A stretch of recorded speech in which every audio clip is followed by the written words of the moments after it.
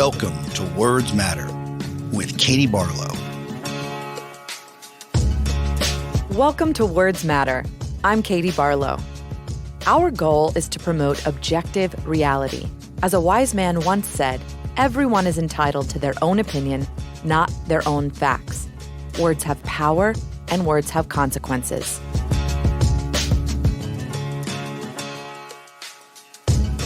This week, in honor of Women's History Month, we wanted to pay tribute to one of the most consequential leaders in American history. Eleanor Roosevelt was the niece of the 26th President of the United States and the wife of the 32nd.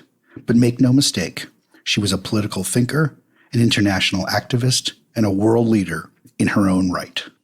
Of all her achievements and successes, perhaps none was more personally satisfying and poignant than her work after FDR's death at the United Nations, in particular on the Universal Declaration of Human Rights.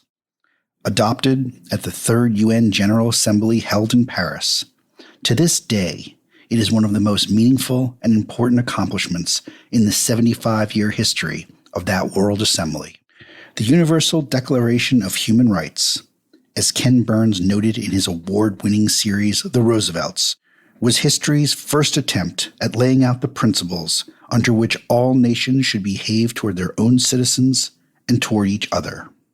And it was largely the work of one delegate from the United States, Eleanor Roosevelt.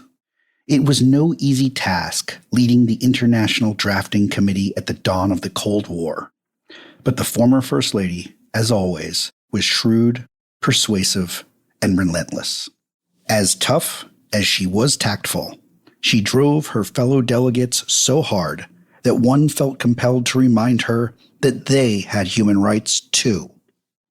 If they wanted shorter days, Theodore Roosevelt's favorite niece answered, they should make shorter speeches. At 3 a.m. on the morning of December 10th, 1948, the General Assembly approved the Universal Declaration of Human Rights without a single dissenting vote. After that historic vote, the entire General Assembly did something it had never done before and has never done since. It rose to give a standing ovation to a single delegate, Eleanor Roosevelt.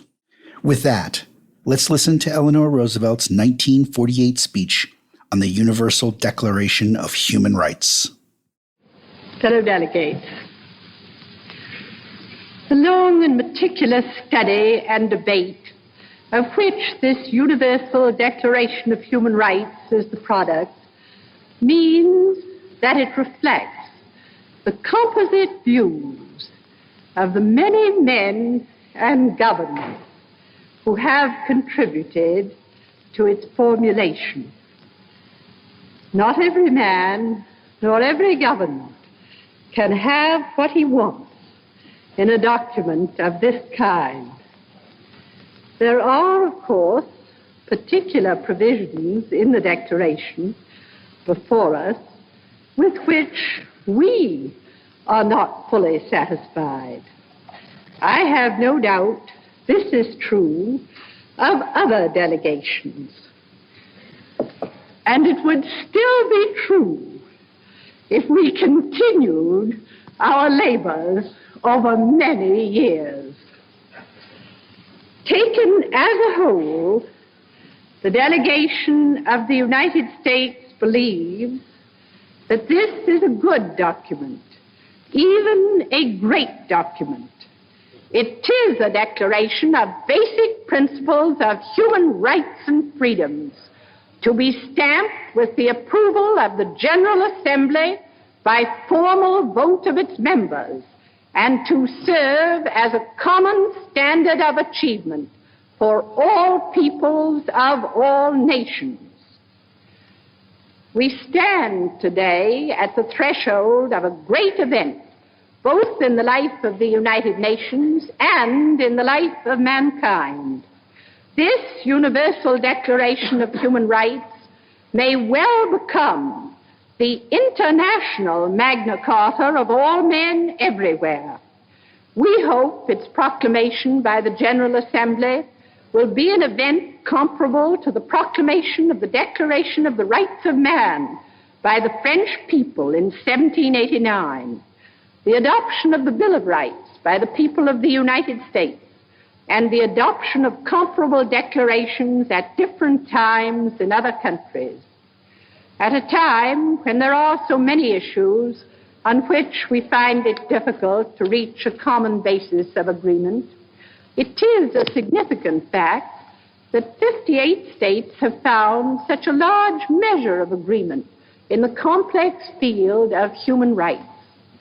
This must be taken as testimony of our common aspiration, first voiced in the Charter of the United Nations, to lift men everywhere to a higher standard of life and to a greater enjoyment of freedom. Man's desire for peace lies behind this declaration.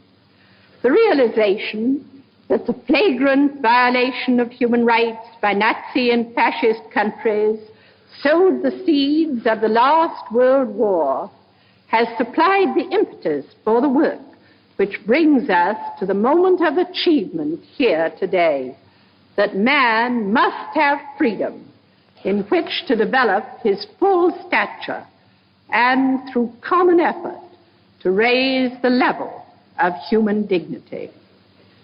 We have much to do to fully achieve and to assure the rights set forth in this declaration, but having them put before us with the moral backing of 58 nations will be a great step forward.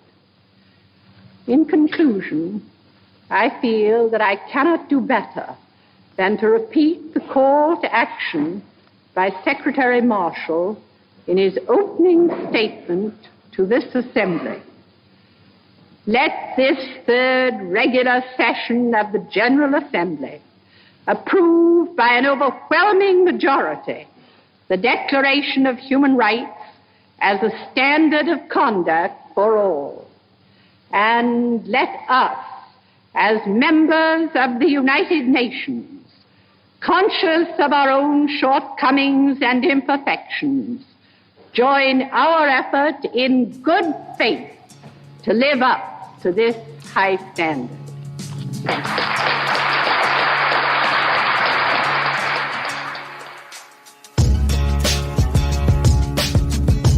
Thank you for listening to Words Matter.